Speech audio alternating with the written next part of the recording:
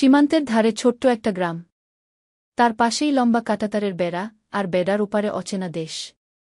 এই গ্রামেই থাকে রফিক, 10-11 বছরের এক চুপচাপ ছেলে।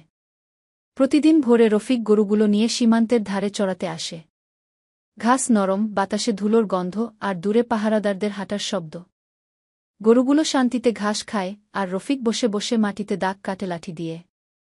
সে জানে বেড়ার কাছে বেশি যাওয়া মানা। তবু কৌতূহলী চোখে সে ওপারের মাঠটা দেখে, ওদিকেও কি এমন সবুজ ঘাস। একদিন একটি বাছুর দৌড়ে বেড়ার একদম কাছে চলে গেল। রফিকের বুক ধক করে উঠল। সে আস্তে করে ডাকল, আয় লালু, কি বাছুরটা থেমে ফিরে এল। রফিক হাফ ছেড়ে বাঁচল। তখন সে বুঝল, এই বেড়া শুধু তারের নয়, ভয়েরও। বিকেলে সূর্য নামার সময় রফিক গরুগুলো বাড়ি ফেরায়। আকাশ লালচে, পাখিরা উড়ে যায়। সীমান্তের ধারে দাঁড়িয়ে সে ভাবে, একদিন সে বড় হবে, এই মাঠ ছাড়িয়ে অনেক দূর যাবে। কিন্তু আজ এই ঘাস আর গরুগুলোই তার পুরো পৃথিবী।